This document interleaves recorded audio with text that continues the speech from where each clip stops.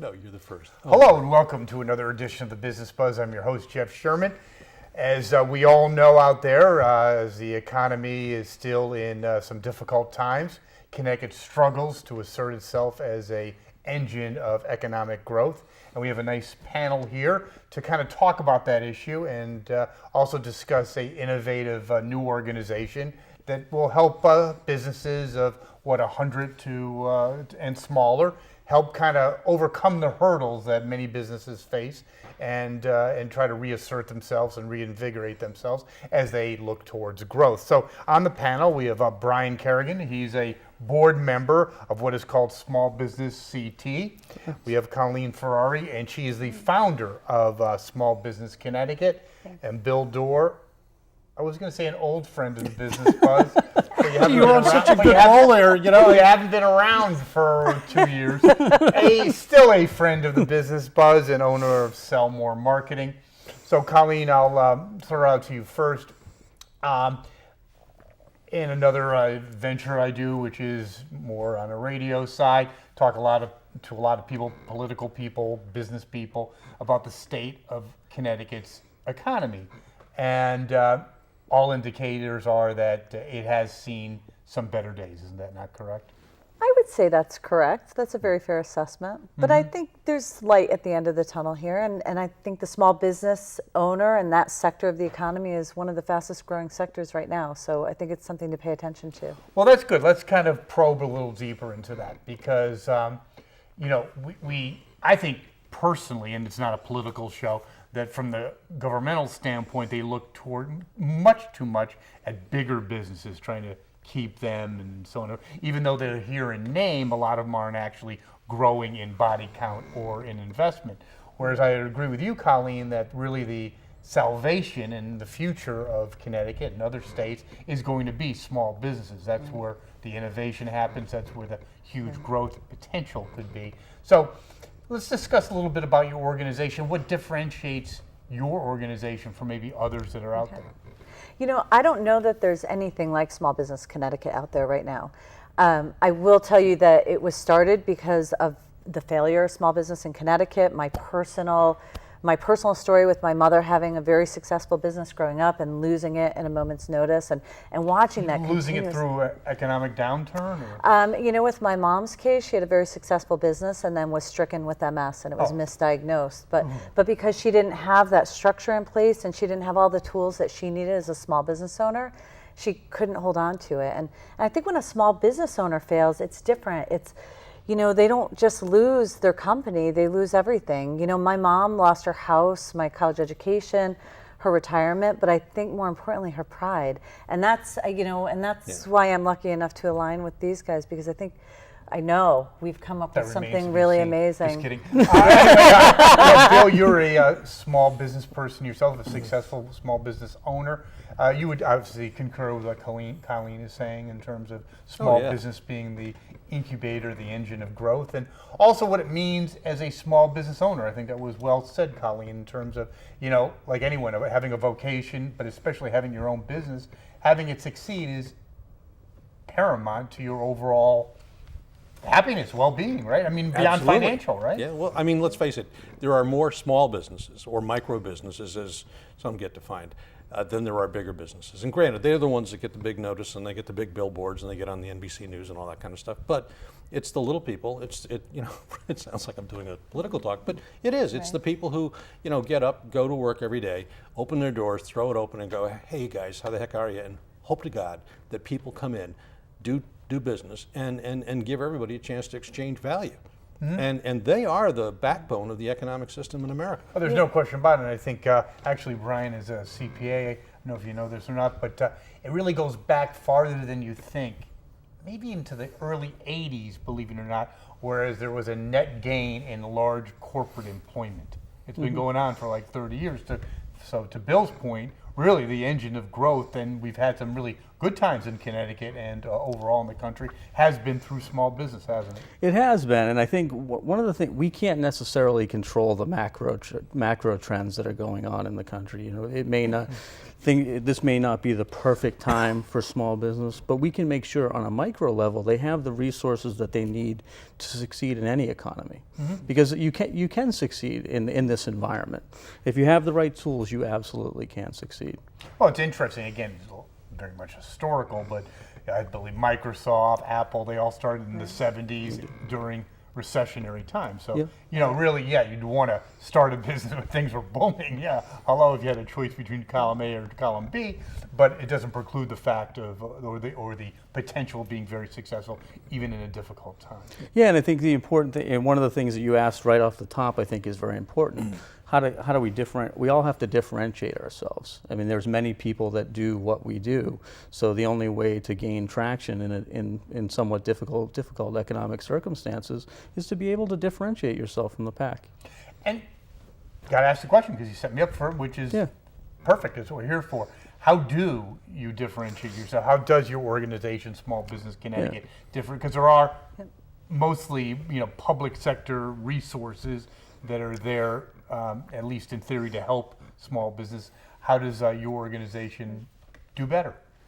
Or do it differently? You don't mind? No, absolutely not. I think there's really two key differentiators. I think the first one is, when you're a small business owner, it's like Mount Everest is in front of you. There's no roadmap to go climb that. But what Small Business Connecticut does, that we hold their hand and we help create that roadmap to make that path a little easier and smoother, but we also create a community around you that is going to make you not feel like you're doing it alone. And that's, business owners feel alone, and that's the first thing we have to overcome. That's interesting. We'll talk about the particulars of business strategy and all the above, which is obviously paramount. But, I, again, in a kind of other end, and I think she's actually been on this show as well. Marsha LaRue, she helps individuals find employment. I think she's very good at what she does.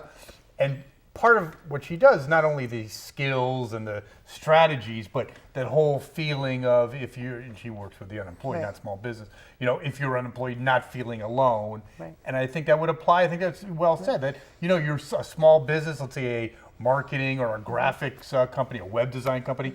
Isn't it better to feel part of it and you have people in your corner? I think it goes beyond strategy, doesn't it, Colleen? It does. Let me tell you a story. I have a friend who closed their business after 30 years. So they disclosed to us, that they're going to close this business. A week later, I'm at a dinner party. And at this dinner party, I'm sitting with 6 people at that dinner party around the table before these friends happened to show up. And every single person gave a very specific reason why they didn't feel that this person's business was successful. And I looked at myself at that moment, and that was a creation for us of the Peer Advisory Board, but I looked at that particular moment and said, you go to networking events all the time as a business owner, but you are alone. Nobody's really going to tell you that your bartender is the absolute worst person in scaring away business when you're not there.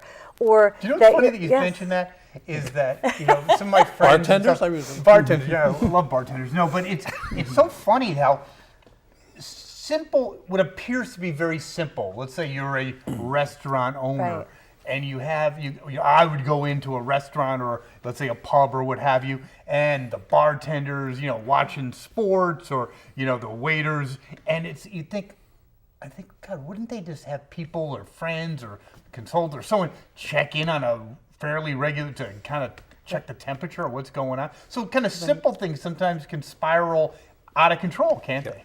I absolutely think so. And I also believe that as a friend or as someone, as a business acquaintance who needs that referral, which is a real true piece of this business, right, as a small business owner, you might give them softballs instead of that right between the eyes feedback.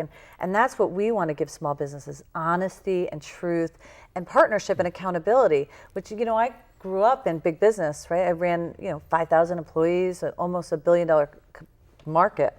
And people were very quick to tell me what I was doing wrong or what mark I missed or things like that. Small businesses don't have that. So we want to bring those tools to small business, but also give them partners. And we live and breathe the program. Brian tells me all the time how I screw up. And that's the beauty of it, right? That's to me too. I just go around telling everybody. Now, Bill is a business owner for Sell More Marketing.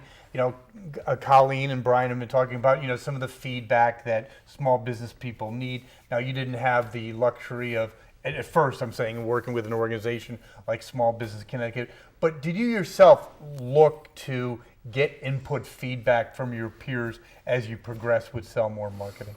Well, you better, or you're just going to be adrift by yourself. And that's not good. That's like being, out in the woods So with you the think wolves. it's that black and white? Like, in other words, if you don't have some kind of counsel, either informal or No, formal, you obviously can make it. Okay, here's the thing, and I was thinking as you're talking, what Colleen is doing is, instead of saying I'm a franchisor for a McDonald's or for a Wendy's or whatever, she's saying it doesn't matter what kind of business you're in. What you need is, you need a plan, you need a process, you need people, and you need community to support you in executing on the plan that we help you build. So it's kind of like, if she was standing out front and she had a little sign that said, "Map of the minefield, you want to buy one?" People would buy it, because otherwise you're walking through a minefield and you're likely to step on a mine. If she says, "No, don't step, go left, that's it, that's good, she'll get you through the minefield. And that's what Small Business Connecticut is doing. Now, Brian, I'll ask this question to you, and think, in terms of basic marketing and strategic planning, does Small Business Connecticut kind of try to really dive down and really understand the particular business you're working with, so you can be more of an asset in terms of, not just a generic minefield map, Yep. but a minefield map that might be more relevant to the XYZ company in Yeah, Connecticut? I think one of the great things is the Ask the Expert calls. So Small Business Connecticut gives you a nice marketing plan. You can use that as a roadmap for your marketing activities. But each week we feature a marketing person on a call. And you have the ability to ask questions that are pertinent to your business. So in one sense, you're learning as you go with the program, but in another sense, you have the ability to get that tailored through the Ask the Expert calls. And we're also looking into putting packages together that allow small businesses to take advantage of when they need tailored help. Small Business Connecticut is there to be a resource to get them to the right person.